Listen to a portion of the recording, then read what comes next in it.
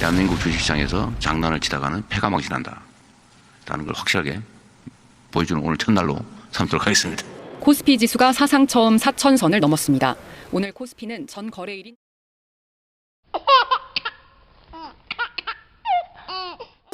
자, 주식가방 박시동, 이광수 안녕하십니까? 안녕하세요. 안녕하세요. 지금 5번째 시간입니다. 지금 주식을 아무것도 모르는 사람들 주식 응애응애를 위한 주식가방 네 번째 시간인데 요 앞 시간에 이제 ETF 어디까지 했더라? 10주를 사라. 10주를. 매일 매일매일 한 주. 네. 한 주씩. 한 주씩 사가지고 10주를 사라. 네. 그래가지고 미인대회다 주식은. 그렇습니다. 그러니까 뭐냐면 거기까지만 생각나고 잘 생각이 안 나네.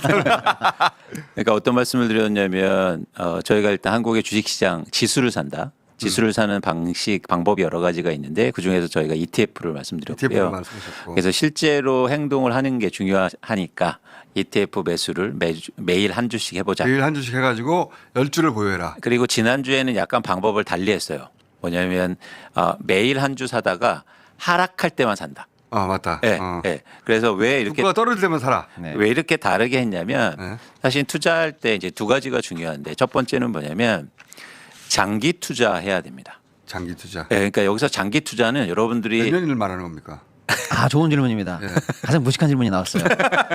이어가지. 얼마나 장기를 네네. 장기라고 하는 거예요? 주식. 그렇죠. 근데 여기서 장기는 제가 볼 때 계속의 의미를 갖고 있고 네. 그러니까 주식을 오래 들고 있다는 의미는 아니에요. 아 그게 아니에요? 근데 많은 분들이 잘못 알고 계세요. 뭐냐면 투자를 오래 한다는 걸 장기 투자라고 하지 한 주식을 오래 갖고 있다는 걸 장기 투자라고 생각하시면 안 돼요. 그냥 직관적으로는 야 주식 사고 파고 하지 말고 괜찮은 거 하나 사서 그냥 오래 들고 있어 이런 의미인 줄 알았는데 그게 아니에요? 그렇죠. 그래서 아니구나. 여러분들이 명확하게 하실 필요가 있어요. 뭐냐면 난 이 주식을 평생 갖고 있을 거야. 오를 때 갖고 가 있을 거야. 그리고 한 주식을 장기적으로 갖고 있는 게 장기 투자가 아니다. 아 아니구나. 투자를 오래 한다는 게 장기 투자라는 거죠. 투자 자체를 오래 하는 것이지 들고 있는 종목은 그때그때 사고 팔 수 있는 거다. 그렇습니다. 지난주에도 저희가 고정관념을 하나 바꿔드렸는데요. 분산 투자. 초보는 아예 생각도 하지 마라. 2억 밑으로는 생각도 하지 말고 수익에 집중 투자하자. 이게 그것도 맞다. 처음 듣는 얘기죠. 이게 바꿔드렸잖아요. 장기 투자도 마찬가지입니다. 저에게 받는 가장 많은 질문 중에 하나가 이거예요. 마치 저희는 수익에 관심이 없는 사람처럼 이런 질문을 많이 받아요.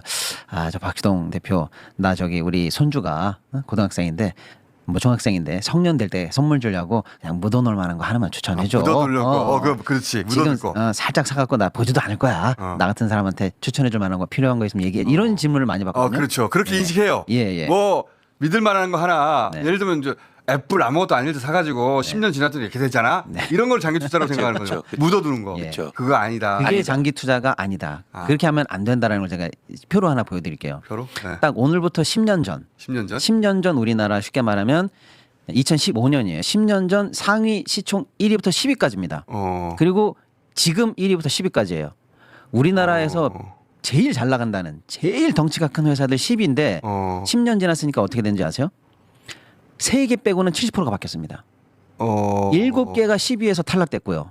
저 밑에 있던 애들이 쭉 올라와가지고 저기까지 올라와 있습니다. 그러니까 10년 묻어둔 주식이 내가 10위권에 있다고 생각했는데 10년 지나고 내게 10위권 밖으로 10등 안에 들어간 예. 확실한 예. 주식 10개를 10년 묻어뒀더니 그렇죠. 그중에 7개는 사라졌다. 7개는 사라집니다. 그러니까 한 번 사고 우리의 닦을 때까지 묻는다라는 개념으로 묻었다가 아하. 그 주식이 10위권, 20원, 30위권으로 퇴출당할 가능성이 있어요. 삼성전자 하나가 1등으로 살아남았는데 10년 후에 어떻게 될지 모르죠. 그렇죠. 지금 있는 저 최신 시총 10위권도 10년 지나면 70%는 나가 있다. 이렇게 생각해 보시면 얼마나 이 그러네. 하나를 사놓고 묻어놓는 게 장기 투자가 아니다. 그러니까 애플은 전 세계에서 하나 두 개 있는 케이스인데 그걸 생각하고 애플처럼 사서 묻어두면 된다. 이거는 이제 동화 같은 얘기구나. 그거는 결과론적인 분석이죠. 예를 들어서 20년 전, 30년 전에는 애플 주식을 거들떠보지도 않았을 겁니다. 그때는 어떤 주식을 장기적으로 보유하려고 생각했었냐면 예를 들어서 뭐 엑슨모빌이나 제너럴 일렉트릭. 그렇죠. 이런 그렇죠. 거죠. 네. 그러니까 여러분들이 지금 와서 생각하니까 야 이거 오래 들고 있었으면 좋았을 거라고 생각하는 거는 과거에는 전혀 장기 투자의 대상 종목이 되지 않았을 거예요. 그러니까. 그런 식의 장기 투자는. 그래서 여러분들이 이걸 명확하게 하실 필요가 있어요. 다시 한번 말씀드리지만 장기 투자는 투자를 지속한다는 의미지 한 종목을 사서 오랫동안 갖고 오케이, 있다는 이해했어요. 의미는 아니다는 겁니다. 오케이. 이러려면 투자를 지속하려면 뭐냐면 이제 투자 방법이 되게 중요한데 이제 앞으로도 계속 알려드리겠지만 주가가 하락할 때 쉽게 말해서 오늘 주가가 빠지면 장기 투자할 때 마음가짐은 뭐냐면 주가가 하락하면 기뻐야 돼요. 내가 들어갈 찬스구나. 그렇죠. 그러니까 그러면 투자를 장기적으로 생각하면 사실은 주가가 하락하는 게 어쩌면 기회라고 생각하고 좋은 관점으로 해석이 돼야 된다는 거죠. 자기 본능 직관하고 싸워야 되겠다. 맞습니다. 그래서 이게 중요한 말씀이세요. 어. 그래서 제가 하락할 때만 매수하라고 숙제를 드린 거예요. 이거 나하고 맞는데. 예, 이게 그러니까 나 주식 잘할 것 이광수 같은데. 대표님이 지난주에 왜인지를 다음 주에 얘기해 준다고 그랬어요. 왜 하락할 때만 사라고 했느냐를 다음 주에 말씀 주신다고 했는 게 바로 이건데 예를 들어 우리가 골프를 치잖아요. 그러면 힘 빼고 쳐 이런 얘기를 첫날부터 배우는데 죽는 날까지 안 돼요. 힘 빼고 친다는 게 그런 것처럼 주식도 쌀 때 사는 거야. 파란 불일 때 기회라고 생각하고 좋아해야 되는데 보통 사람들은 떨어진다 파란 불이면 불안하고 불안하지. 두려워서 팔기 바빠요. 불안하지. 이거를 바꾸는 게 평생 안 되는 원리거든요. 그렇지. 그 본능- 원리를 어. 아가 때 처음부터 바로 잡으려고 했던 거예요. 이게. 그냥 본능과 직관과 싸워야 돼. 예. 그렇습니다. 어. 근데 꼭 주가가 오르면 더 사고 싶거든요. 그렇지. 반대가 돼야 돼요. 나만 지금 놓치고 있나 기회를 이런 생각이 들겠지. 그렇죠. 전형적으로 지금 한국의 주식시장이 약간 단기적으로 그런 모습인데 최근에 한국 주식시장이 조금 보합권이거나 하락하고 있으니까 사람들이 야 이제 끝났어. 거봐 한국은 역시 단타야. 또 이런 이제 정서들 그리고 이런 판단들이 이제는 우리 또 많아지고 냄비잖아요. 나 이거 굉장히 좋은 특징이라고 생각하는데 나 어릴 때는 나쁜 특징이라고 배웠는데 나이 먹고 보니까 매우 좋은 특징이야. 빨리 개선할 수 있고 장점이 있는 그거죠. 예. 예, 어쨌든 냄비잖아. 그래서 막 금방 끓어요. 네. 그건 좋습니다. 그런데 좋은데 투자할 때는 어쨌든 장기적으로 바라보고 그러려면 주가가 하락할 때 기회라고 생각하고 기본적으로 사람 이렇게 심리를 좀 바꿔볼 필요가 있다라는 말씀을 드리는 거예요. 그게 쉽지 않으니까 네. 주식 투자하는 게 어렵다고 하겠죠. 자기 본능하고 싸워야 되는 거 아니야. 그럼요. 맞습니다. 떨어지는데 직관적으로 무서운데 근데 아니야 지금 투자해야 돼. 예. 그렇죠. 그걸 아가 잘할- 때부터 그거에 익숙해져야 됩니다. 아가 때부터 익숙하면 자연스럽게 그게 이렇게 행동이 되니까요. 자, 쉽게 되겠나? 하여튼 이론은 그러하다고 합니다. 네, 네. 자 그다음이요. 오늘 또 배울 게 뭐가 그래서 있을까? 정확하게 저희의 주문을 따라하시는 분이 계세요. 우리 PD님. 우리 막내 PD가 네. 정확하게 따라하고 있어요. 정확하게 따라하고 있어요. 그래서 정확하게 10줄을 지금 들고 계십니다. 10줄을 들고 있는데 지금 마이너스 0.29입니다. 근데 저게 만약 어. 그 떨어질 때 사지 않고 그냥 똑같이 샀다면 저 수익률이 더 낮아졌을 거예요. 아하. 떨어졌을 때 사서 지금 보합권에 유지하는 거고 어허. 그래서 앞으로 더 주식이 오르면 이제 어쨌든 자산은 지금 계속 커지고 있습니다. 4만 원짜리 10줄을 샀으니까 이제 벌써 40만 원이 된 거예요. 네. 큰 돈이에요. 네, 큰 돈입니다. 그래서 저희가 장기 투자할 때 여러분들이 꼭 또 하나 이해하실 게 뭐냐면 복리라는 관점이에요. 복리. 예. 이자 계산할 때. 예. 이 복리는 그러니까 여러분들이 좀 투자에서 가장 중요한 장기적으로 우리가 투자할 때 이 복리의 개념을 이해하실 필요가 있는데 이자의 이자라는 뜻인데 이게. 그렇습니다. 예. 그러니까 쉽게 말하면 저희가 은행에 예금 시켜 놓으면 예금을 의자를 받지 않습니까? 근데 보통 이자를 쓰죠. 네. 예. 그냥 뭐 소비를 위해서 씁니다. 근데 이자를 받아서 재투자한다는 관점이거든요. 근데 보시면 이 계산식에서 보시는 것처럼 그냥 단기적으로는 똑같아요. 2 더하기 2는 4, 2 곱하기 2는 4죠. 네. 근데 저게 시간이 갈수록 엄청난 차이를 만듭니다. 그래서 장기 투자의 기본은 복리의 효과를 최대한 낼 수 있는 방법으로 해야 돼요. 투자 이익이 생기는 그 이익만큼을 계속 투자한다? 그렇습니다. 또 하나 뭐냐면 중요한 게 시간을 내 편 길게 보고 투자해야 된다는 거죠. 예를 들어서 제가 1,000만 원이 있습니다. 한 번에 다 사는 게 아니라 분할 매수할수록 저 복리의 효과는 더 커질 수 있거든요. 저 2 곱하기 2를 보면 그럴 것 같아요. 네. 예. 근데 저 원리를 이해하는 게 사실은 굉장히 중요한데 이런 복리는 심지어 아인슈타인도 세계 불가사의다 이런 말도 했거든요. 저 진짜 저렇게 말했어요? 진짜로 그랬습니다. 정확히는 복리는 세계 8대 불가사의다. 이를 이해하지 못하면 돈을 벌지만 이해하지 못하면 돈을 내야 된다. 이런 말을 했습니다. 배당하면 그걸 또 사고 그렇죠. 이익이 생기면 그걸 또 사고 그렇게 그렇습니다. 하라는 얘기잖아요. 그래서 제가 첫째 시간에도 말씀드렸지만 우리의 목표는 부자가 되는 게 아니라 부자로 남는 거거든요. 그렇지. 그러면 지속해야 되고 장기적으로 투자를 생각하셔야 된다는 거죠. 그래서 쉽게 말씀드리면 곱하기의 마법인데 원금 가지고 2배 만들려면 사다 팔았다 막 이렇게 하면서 부화 내동하면은 그게 되게 어려운데요. 복리로 가면은 6년이나 7년만 되면 2배가 됩니다. 예, 실제로요. 예. 그러니까 이제 조금만 시계열을 길게 하고 복리의 마법을 믿고 부자로 남는 장기적 비율을 갖고 시작해야 된다. 마음가짐이 아가 때부터. 그러니까 지금 예. 주식을 하다 보면 5년 10년 하다 보면 이제 체감에서 깨닫게 되는 원리들을 지금 처음부터 가르쳐 주시려고 하는 거예요. 맞습니다. 예. 맞습니다. 시행착오를 거쳐서 크게 망하고 깨달은 원리들인데 이제 처음부터 배우라고 이렇게. 그렇죠, 그렇죠. 예. 그런 마음가짐이 훨씬 중요하다는 거고요. 근데 이런 말씀을 드리면 많은 분들이 저희한테 이제 어떻게 대답하시냐면 야 돈이 없어. 그렇지. 돈이 없어. 투자할 돈이 없어. 근데 10만 원 지금 4만 원짜리 10개 산 거거든요. 5만 원으로 해도 된다. 맞습니다. 그렇게 사다 보면 50만 원 했는데 좀 있으니까 100만 원이 됐네. 이런 시간이 온다는 거잖아요. 복리로. 그렇습니다. 그래서 이제 투자를 얘기할 때 같이 얘기해야 되고 가장 중요한 게 뭐냐면 소비예요. 소비? 네. 그러니까 무슨 얘기냐면 이 투자할 자금을 마련하는 게 막 돈을 벌어서 어디서 횡재를 봐서가 아니라 소비에 대해서 생각하면서 투자 자금을 확보하는 게 가장 좋은 방법입니다. 그건 구체적으로 실제 삶에서 적용해서 설명해 봐 주세요. 예를 들어서. 네. 저 차트를 보고 예를 들면 이거죠. 표를 올려주시죠. 그 바세린 콘스탄트 그런 거 안 사고 투자한다. 그거 소비를 어떻게 할 것인가. 이건 마음대로 안 되지. 그렇죠. 그래서 우리가 소비에 대해서도 생각하는 게 사실은 투자에서도 가장 중요한데 소비는 크게 4가지로 소비가 네 가지. 나눌 수 있습니다. 첫 번째는 생존 소비, 생존 소비? 두 번째는 생활 소비, 그리고 과소비, 중독 소비인데요. 저기에서 과소비와 중독 소비를 무조건 줄여야 돼요. 과소비하고 중독 소비는 어떻게 다른 겁니까? 그거는 제가 그림을 통해서 설명드릴게요. 네. 자, 생존 소비는 없어서 사는 거예요. need. 오케이. 네. 그리고 생활 소비는 망가져서 broken. 오케이. 그 다음부터가 문제입니다. 과소비는 뭐냐면 더 좋아 보여서. 저건 좀 해야 되는 거 아니에요?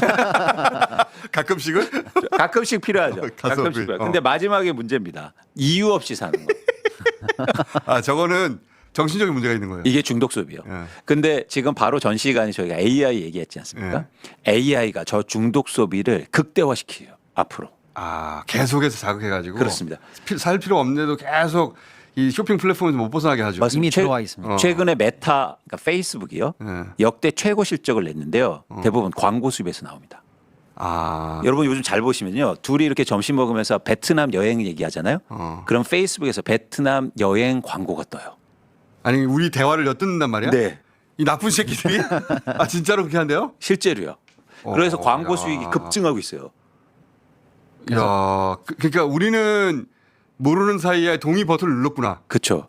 그래서 그 광고 중에 하나만 클릭했다라고 하면 연관 광고가 또 지속적으로 뜨고 그래서 우리의 생활 패턴 안에서 AI가 가장 우리가 원하는 광고를 적기에 딱딱 제공해 주니까 거기서 패턴에서 벗어나기가 어렵습니다. 이 나쁜 놈들인데. 그래서 AI 시대를 여러 가지 아까도 이제 뭐 의장님 말씀하셨는데 여러 가지 준비도 필요하지만 소비에 대해서 우리가 정말 철저하게 좀 고민하고 잘할 그러면 필요가 있다는 당한다, 거예요. AI한테. 그렇습니다. 이미 당하고 있어요. 어. 그래서 투자의 출발은 첫 좀 출발 가소비까지만 하고 중독 당신도 소비다. 모르는 사이에 중독 소비로 넘어갈 수 안 있는 거 된다. 주의해야 된다. 중독 소비 안 된다. 어. 그래서 보지 않습니까? 김건희도 계속 원하지 않습니까? 귀걸이, 목걸이, 반지 뭐 계속 원하지 그 않습니까? 권력 중독이에요 거기는. 제가 보기에는. 예. 그래서 여러분들이 이거는 이제 숙제하고 같이 생각하는 건데 저희가 소비에 대해서 한번 고민해 보자는 거죠. 그래서 이 과소비 지수라는 걸 여러분들이 계산하실 수 있어요. 월 평균 수입분의 월 평균 수입 빼기 월 평균 저축. 네. 그래서 그래요? 그걸 평균 수입에다 나눠주면 0.7 이상이면 중독 소비일 가능성이 크거든요. 야 대부분 돈을 쓴다는 얘기네. 그렇죠. 그러면 여러분들이 소비를 줄여야겠다. 내가 중독 소비가 뭘 했지? 이런 것들 고민하는 게 투자의 첫 출발이라는 거죠. 야 이거는 대부분 우리 과소비로 나올 것 같은데.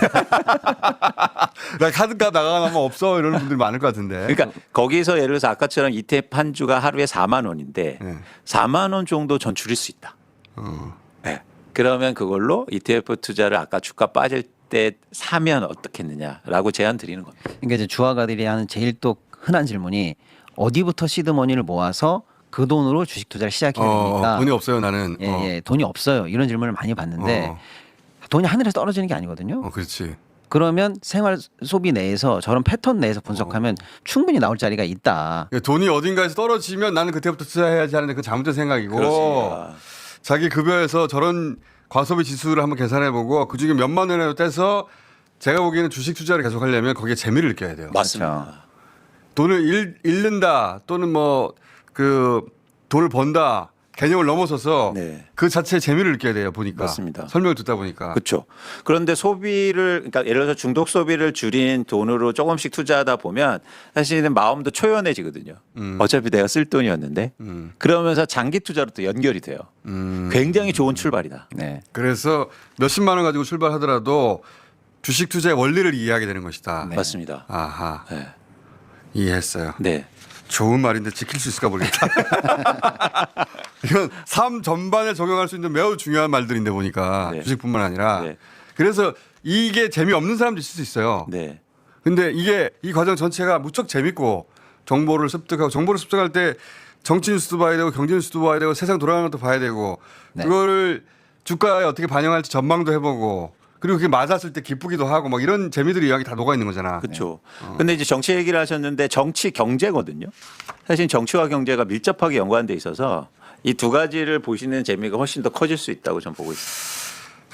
좋은 얘기입니다. 자 오늘 숙제 뭡니까? 말씀드렸듯이 여러분들 과소비 지수를 계산해 보시고 가소비 지수를 계산해 보자. 예, 두 번째는 그걸로 소비를 그러니까 중독 소비를 줄인 걸로 해서 마찬가지로 지난주와 마찬가지로 그 ETF의 주가가 하락했을 때 또 한 주씩 사본다. 이건 다른 의미를 갖고 있어요. 그게 한 달에 5만 원일 수도 있으니까 맞습니다. 5만 원이면 한 주면 되는 거고 맞습니다. 그런 식으로 네. 이 과소비를 계산한 다음에 그 남는 돈 가지고 5만 원이든 혹은 10만 원이든 주식을 또 사본다. 그렇죠. 예. 네. 그것도 떨어지는 날 사본다. 떨어지는 날. 네. 하락하는 날. 자, 네. 잘 따라오세요. 오광이었습니다. 여기까지 하겠습니다. 감사합니다. 맞습니다.